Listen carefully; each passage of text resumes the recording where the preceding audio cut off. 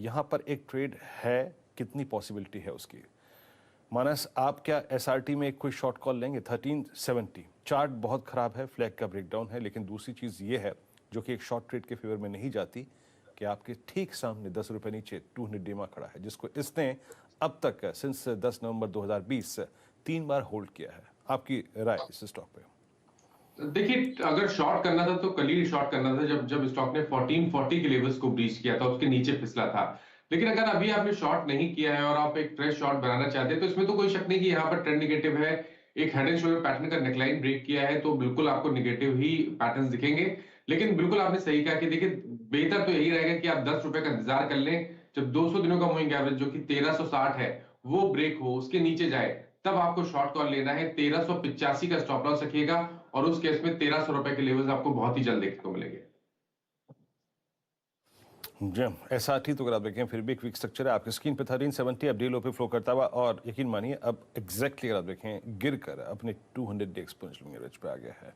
लेकिन स्क्रीन पे टाटा स्टील की जो तेज़ी है आप उसे छोड़ नहीं सकते जनाब। 1180 स्ट्राइक करता हुआ, और मैं इस वक्त एसआरटी का ये टाटा स्टील का जिक्र इसलिए कर रहा हूँ क्योंकि काफ़ी डिस्कशन हुआ है हमारा मेटल्स पे। टाटा स्टील ने अभी अभी ये जो है ना स्टॉक जो है, कल के गिरते बाजार में भी डे हाई पे जाके आसपास अगर आप देखें क्लोज हुआ था और अपने 20 डे एक्सपोनेंशियल एवरेज को काटता हुआ। तो top OI gainer with in the metal space Tata steel day high पर आके ट्रेड करता हुआ। लेकिन मेटल्स जेएसडब्ल्यू स्टील, ये देखिए 680। आशीष, इस रिस्की डे में आप मेटल्स पे कोई ऑप्शन लेना चाहेंगे क्या? बताइएगा। अभी आपका कॉन्फिडेंस है इस डेटा को देखते हुए मेटल्स में?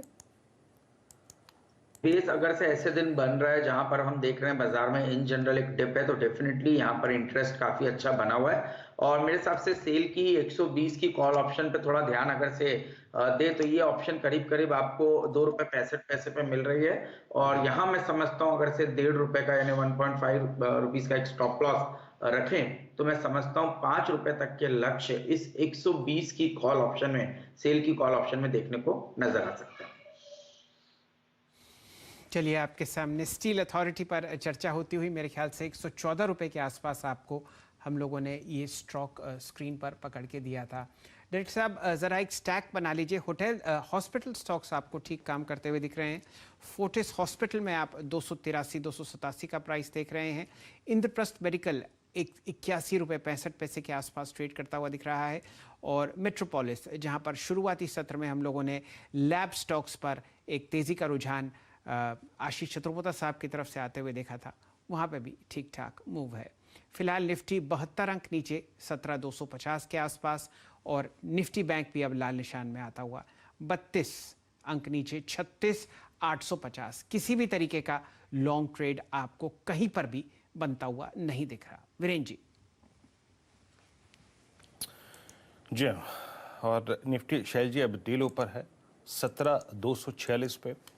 तो जो सुबह अप्रोच थी कि जनाब आप सेल ही कर सकते हैं, याद रखिएगा इस बाजार में और कोई विकल्प भी नहीं है। डेटा काफ़ी ख़राब है एफआईएस की सेलिंग, और निफ्टी ने आज फर्स्ट इनिशियल अटैम्प्ट में इवन अपने 10 डेमा को भी क्रॉस नहीं किया। और जो कल का कॉल राइटर जोन है 17,400, उसे तो भूल ही जाइए। सेल की अप्रोच थी। नीचे दो लेवल्स जो कि आपको देखने चाहिए, जो कि काफ़ी क्रिटिकल है, और वो है कल का लो जो कि आता है करीब करीब 17,213 के जोन में। उस पर फोकस कीजिएगा, और फोकस कीजिएगा अपने 100 डे एक्सपोनेंशियल मूविंग एवरेज पे जो आता है करीब करीब 17,172 17,155 के जोन में। रिलायंस का जब प्रेशर में आना, याद रखिएगा ये निफ्टी के लिए और थोड़ा सा अगर आप देखें नेगेटिव है। रिलायंस प्रेशर पे है इस वक्त, साथ ही साथ अगर आप देखें तो और कुछ दिग्गज जो कि प्रेशर है उसमें आपका शामिल हो गया ल्यूपिन, कोफोर्ज। अगर आप देखें मिड कैप आईटी में प्रेशर पे आता हुआ। बजाज फाइनेंस को देखिएगा डेलो पर आके ट्रेड करता हुआ। आईएक्स एग्रेसिव अगर आप देखें स्टॉक्स में जो था कैटेगरी में था, वो भी डेलो पे फ्लो करता हुआ। और एक बार जरा आप अतुल लिमिटेड को देखिएगा 8665 डेलो की ट्रैजेक्टरी पे। Now we are heading towards yesterday's low. कल के लो को विजिट करने के लिए जाते हुए निफ्टी बैंक है करीब 36,847 पे। एक बार जरा निफ्टी बैंक का चार्ट लेके आइए। याद रखिएगा हम कल के क्लोज के नीचे ट्रेवल करते हुए, साथ ही साथ हम अब 10 डेमा के नीचे ट्रेवल करते हुए आपका निफ्टी बैंक पे भी डेलो पर है। और कुछ स्टॉक्स लेके आइए जहां पे अगर आप देखें वीकनेस है इस क्रम में। अगर आप देखें एमएनएम, ये डेलो पे आ चुका है। फाइजर डेलो पर। शैल जी। करते हैं, कुछ खबरें आपको दिल्ली से आती हुई दिख रही हैं। आज वैसे भी बुधवार है और कैबिनेट मीटिंग आपको होती हुई दिखेगी। क्या एजेंडा वहां पर डिस्कस हो सकता है? कौन से अहम सेक्टर्स पर आपको सरकार कदम उठाती हुई दिखेगी? लक्ष्मण जी के पास कुछ ब्यौरा है। रॉय साहब नमस्कार, शुभ प्रभात। आप हमारे इकोनॉमिक पॉलिसी एडिटर हैं, बताइए क्या इकोनॉमिक पॉलिसी में फेरबदल आता हुआ दिख रहा है आपको?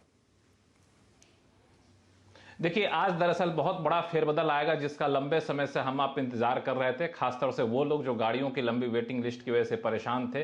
सरकार आज सेमीकंडक्टर के लिए एक बड़ी पॉलिसी का ऐलान कर सकती है। इस सेमीकंडक्टर पॉलिसी को आज कैबिनेट की बैठक में मंजूरी मिलने की संभावना है और एक